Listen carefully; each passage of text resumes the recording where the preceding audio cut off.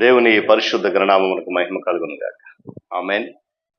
క్రీస్తునందు ప్రియులారా, దేవుడు తన మహాకృపను బట్టి మరలా మరొక నూతన ఉదయకాల సమయం, ప్రాముఖ్యంగా నూతన మాసం మొదటి దినమందు ఆయన సన్నిధిలో క్షేమము, ఆరోగ్యము, సజీవుల స్థితిలో నిలబెట్టారు. అందును బట్టి ఆయన ఉన్నతమైన పరిశుద్ధ నామమునకు సమస్తమైనటువంటి ఘనత, మహిమ కలుగునుగాక. క్రీస్తునందు ప్రియులైన దైవజనులు, స్నేహితులు, విశ్వాసులు, సహోదరులు, ఈ కార్యక్రమం వీక్షిస్తున్న ఆత్మీయులందరూ గడిచిన 7 మాసాలు నన్ను ఎంతగానో మీరు ఆదరించారు. అందును బట్టి కూడా దేవుణ్ణి స్తుతిస్తూ మీ అందరికీ ఉదయకాలపు శుభములు మరియు నిండు వందనం తెలియజేస్తున్నాను. మీరు అందరూ బాగున్నారు కదండి? చాలా సంతోషం. రండి, ఈ దినము కూడా మిమ్మల్ని ప్రేమతో ఆహ్వానిస్తున్నాను. అనుదిన అభివృద్ధి ఉదయకాలపు ధ్యానాలు అనేటువంటి ఈ ఆధ్యాత్మిక కార్యక్రమంలో ప్రతిదినము మనము ఆయా రకాల అంశాలను ధ్యానం చేస్తూ వస్తున్నాం, లోతైన మర్మాలు తెలుసుకుంటాం. మరి దేవుని మహాకృపను బట్టి ఈ నూతన మాసంలో ఒక చిన్న ప్రయత్నాన్ని ప్రారంభించాం. దేవుని కృపను బట్టి మీ ముందు ఉంచుతున్నాను. మరి ఈ దినం నుండి మనము ఎఫెస్సి పత్రిక మీద ధ్యానం చేయబోతున్నాం. ప్రతిదినం ఎఫెస్సి పత్రికలో ఉన్నటువంటి లోతైన అంశాలను ధ్యానం చేద్దాం.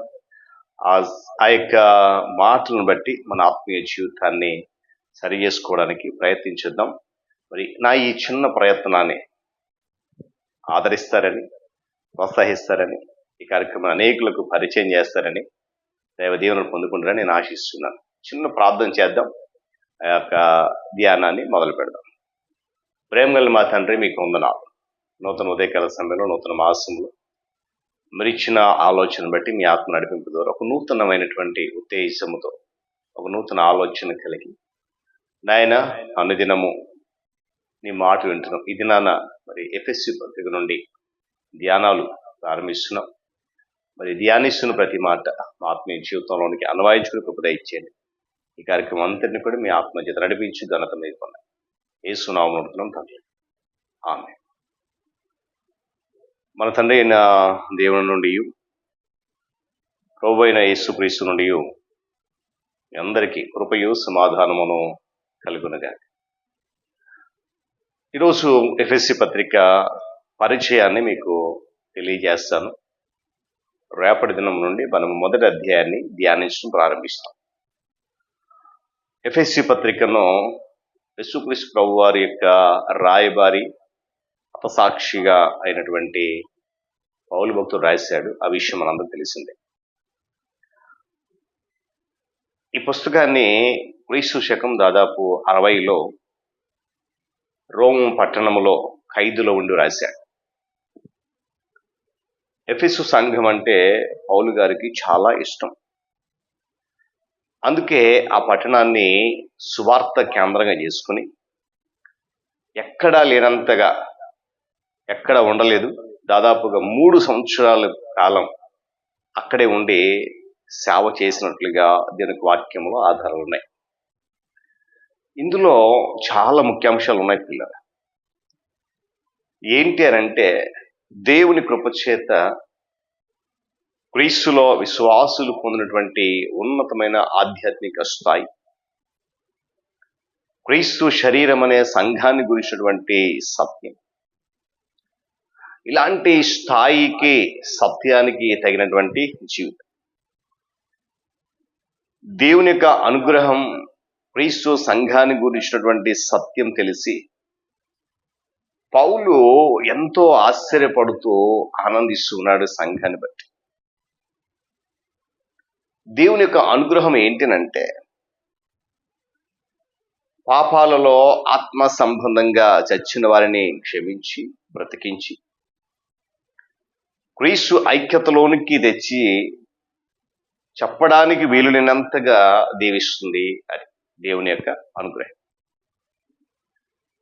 క్రీస్తు ప్రభు వారి యొక్క నిజమైన సంఘం లోకంలో ఉన్నటువంటి ఏదో ఒక సంస్థ కాదండి. అది క్రీస్తు శరీరము అని, విశ్వాసులంతా దానిలో భాగాలు అని పౌలు చాలా దివ్యంగా వివరించడం జరిగింది.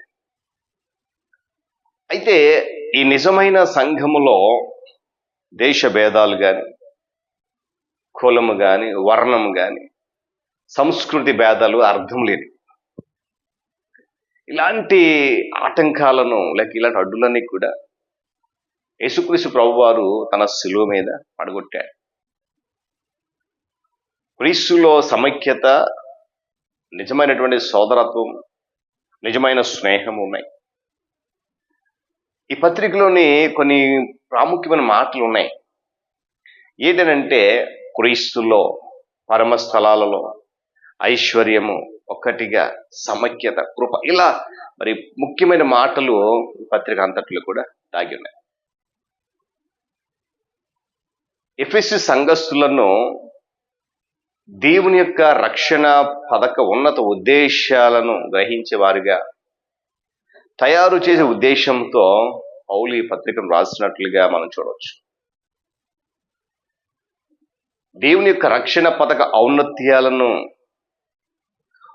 ఉద్దేశాల విశాల దృక్పథాలను ఎఫెసు విశ్వాసులు గ్రహించాలని పౌలు యొక్క ఆకాంక్ష, కోరిక. నేటి నుండి ధ్యానించిపోతున్న మనము కూడా ఆ ఉద్దేశాల వెనుక ఉన్నటువంటి విశాల దృక్పథాలు ఏంటో, లోతైన మర్మాలు ఏంటో గ్రహించాలనేది దేవుని యొక్క ప్రణాళిక. అందుకొరకే ఇది నాన్న పరిశుద్ధాత్మ నడిపింపు ద్వారా ఈ ఎఫెసు పత్రిక ధ్యానాలు ప్రారంభించడం జరిగాయి. ముఖ్యంగా దేవుని సంకల్పం, రక్షణ సార్వత్రిక ఉద్దేశాన్ని, దేవుని యొక్క ఉచిత కృప ఔన్నత్యాన్ని నేటి సంఘము గ్రహించి తన వంతు పాత్రను రక్షణ పథక దైవ సంకల్పంలో నిర్వహించడానికి తగిన రీతిలో సంఘం జీవించాలనేది, ఆ విధంగా నడవాలనేది ఎఫెసు పత్రిక యొక్క ముఖ్య సారాంశం. కనుక ప్రియులారా, ఉదయకాల సమయంలో ఈ పరిచయ వాక్కులను మీరు గ్రహిస్తారని నేను విశ్వసిస్తున్నాను, దేవుని స్తుతిస్తున్నాను. కనుక నేటి సంఘం కూడా ఆనాటి ఎఫెసు సంఘం వలె దేవుని సంకల్పములో జీవించడానికి, ఆ విధంగా నడవడానికి నేటి సంఘస్థులుగా మనము కూడా ప్రయాసపడదాం. ఈ పత్రికలో ఉన్నటువంటి ఇంకా అనేక ముఖ్య అంశాలను రేపటి ఒక్కొక్కటిగా మనం ధ్యానం చేద్దాం. ఒకసారి ప్రభు అయిన క్రీస్తు నుండి, దేవుని నుండి సమస్తమైనటువంటి సమాధానం, కృపయు మనందరికీ అనుగ్రహించును గాక. ప్రార్థన చేసుకుందాం. దేవుడి మాటలు మనందరి వినికిడిలో దీవించును గాక. ప్రేమమయుడా, మహోన్నతుడ, మీకు వందనాలు. ఇదిగో నీ కృపను బట్టి నూతన మాసంలో ప్రారంభ దినం ఎఫెసు పత్రిక ధ్యానం మీద పరిచయాన్ని ఇవ్వడానికి మీరు కృపను బట్టి స్తోత్రాలు. పౌలు ఏ ఉద్దేశంతో ఎఫెసు సంఘానికి లేఖ రాశాడో ఆ సత్యాలన్నీ కూడా మేము తెలుసుకున్నాం వివరణలో. ఈ పరిచయ వాక్కులలో ఉన్నటువంటి సారాంశం ఏదైతే ఉందో తిరిగి రేపటి దినం నుండి దానిని మేము ధ్యానించనే ఉంటుండగా ప్రతి అంశము నుండి, ప్రతి మాట నుండి మా హృదయాలలో ఫలభరితంగా మార్చి మీకు అనుకూలంగా చేయండి. ఈ కార్యక్రమం ఆదరిస్తున్న బిడ్డలందరినీ కూడా మీరు బలపరచండి, ఆధ్యాత్మికంగా దీవించండి. యేసుక్రీస్తు వారి ఉన్నతమైన నామమున అడుగుతున్నాను మా తండ్రి, ఆమేన్. తండ్రి దేవుని ప్రేమ, కుమారుడైన యేసు కృప, పరిశుద్ధాత్మ సహవాసం, సన్నిధి, కాపుదల మనందరికీ తోడని నడిపించును కాక. ఆమేన్. మరొకసారి మీ అందరికి వందనాలండి. ఎఫెసు పత్రిక ధ్యానాలను ఆదరించండి. ఇదివరకు లాగానే ఈ ఛానల్ని అనేకులకు పరిచయించండి. ఈ కార్యక్రమంలో పాలుభాగం చేయండి, సబ్స్క్రైబ్ చేయండి. దేవుని పరిచర్య కొరకు మేము చేస్తున్న చిన్న ప్రయత్నాన్ని ప్రోత్సహిస్తారని దేవుని సముఖంలో మనం చేస్తూ మీ అందరికీ ఒకసారి వందనాలు చెల్లిస్తూ దేవుడు మనందరినీ దీవించును గాక.